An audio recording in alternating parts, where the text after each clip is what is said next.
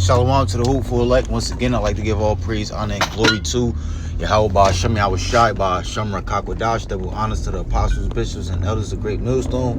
Salutations to the hopeful elect, beginning with the 144,000, Lord willing. This quick, brief lesson, be straight to the point, edifying to the hopeful elect. And this is Acts chapter 20, verse 7, right? So, Paul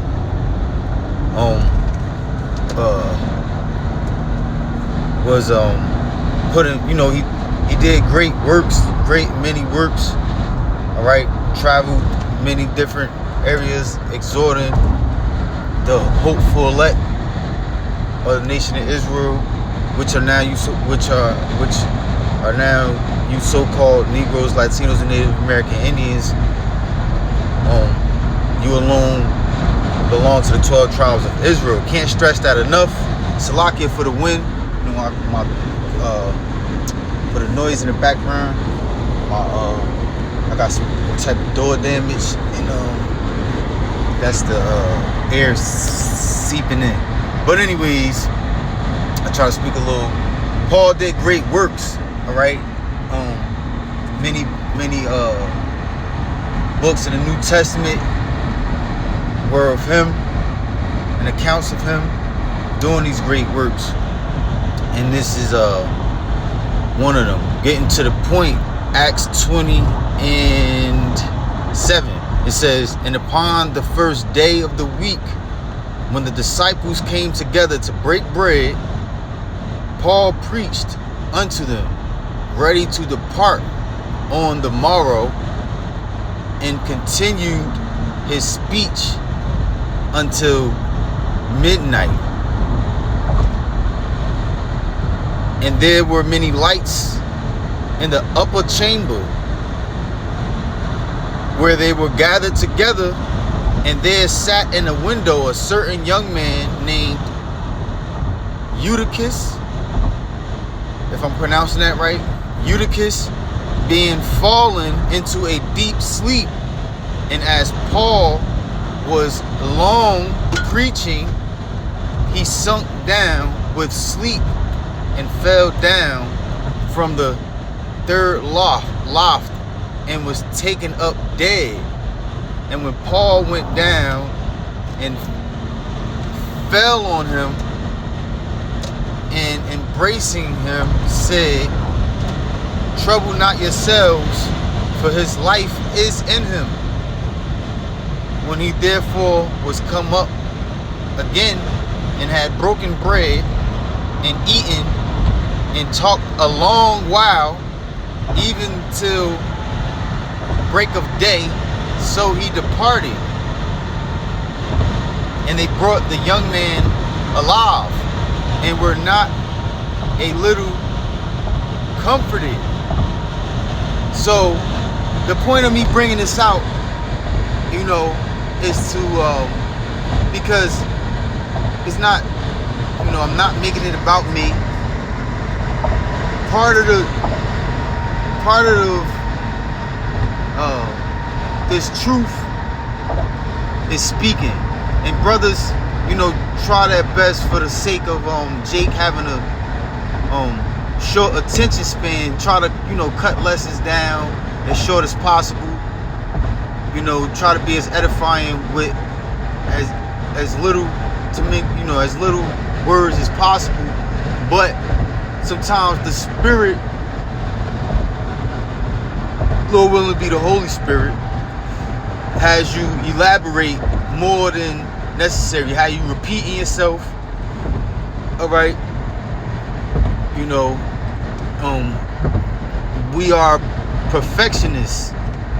We are in a business of looking to be perfect, but we are in imperfect bodies, and so you gotta constantly fight against your spirit. Gotta constantly fight against your mind and your flesh to be as perfectly edifying as possible. And you may find yourself being long-winded. talking too much.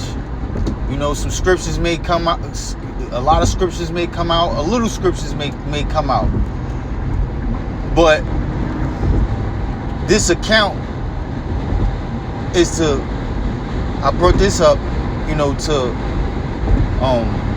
combat, the discouragement of you being long-winded. I know myself, I could be long-winded at times. I'm not the best with my words, but Lord willing, I'll be sincere, and Lord willing, through my sincerity, the Lord uses me as a vessel to be edifying to the church, especially younger brothers. But anyways, Paul was so long-winded, right? He was so passionate and so filled with the Holy Spirit and doing the works, all right, that this is an account where he literally talked a man to death, nearly to death, in which he fell out of the window.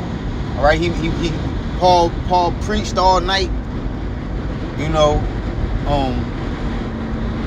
looking to exhort the fellow followers and believers of Yahweh Shema Shai. He spoke all night to the point where one of the men fell asleep, fell out the window. He was sitting in the window, fell asleep, fell out the window, and if I'm not mistaken, he was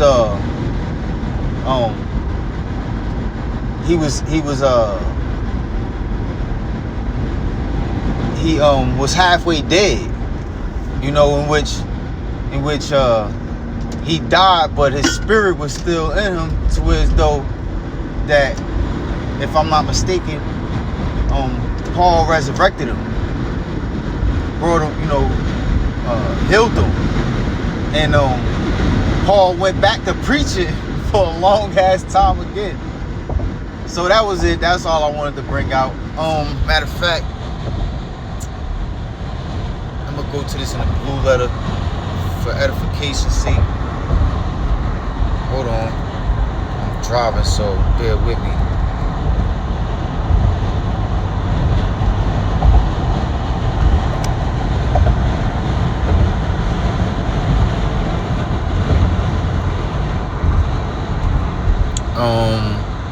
Acts 20:7. What I wanted to get. Continue speech until midnight. Fall into a deep sleep. As Paul was long preaching. Right? Let me see.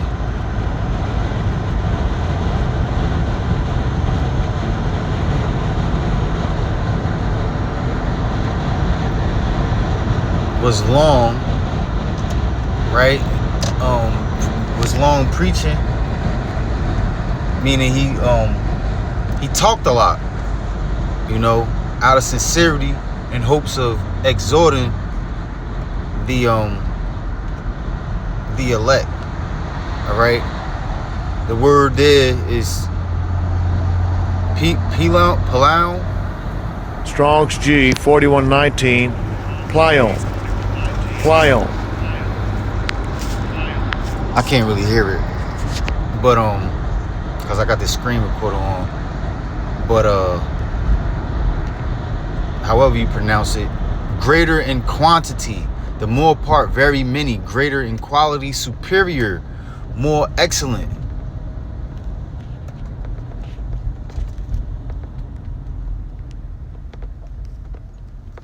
The root word there for that it's polus, many, much, large. So you get the point. Instead of using a little bit of words, he used a lot of words. All right. He sunk down with sleep and fell down from the third loft. Let me see. Hold on.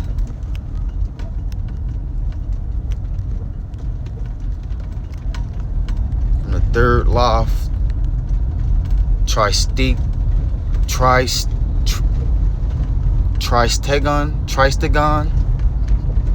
having 3 roofs or stories from the 3rd floor, right? So this man fell from the 3rd floor. He fell into a deep sleep, fell from the 3rd floor window, all right? And it says, and was taken up dead. The word there for dead is necros, properly one that has breathed his last, lifeless, deceased, departed, one whose soul is in heaven or hell, which hell is just the grave, not a place where you burn forever, like some false prophets teach. Destitute of life, without life, inanimate, spiritually dead, destitute of life that recognizes and is devoted to God, inactive as respects doing right, destitute of force or power, inactive, inoperative. So, like the apostles brought out not too long ago, when you pass away, your spirit lingers for a while, and so this fellow believer, he fell into a deep sleep, and this is an account written for our learning, right? He fell into a deep sleep because Paul was, so long-winded, and he fell out of the third story window, and he died, but his death was so fresh that his spirit was still within him, but it was detached from his body, so to speak. And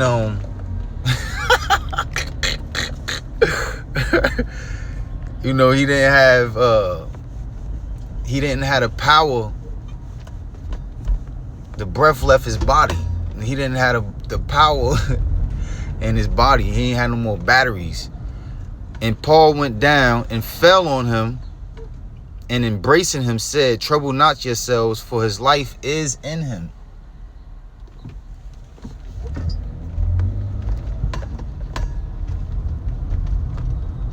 So yeah, that's that on that. Lord willing, that was edifying to the hopeful elect. Call Allah Yahweh Shem Yahweh Shai Ba Hashem Rakak forever and never. Double honors to the apostles, bishops, and elders of great millstone. Salutations to the hopeful elect. Beginning with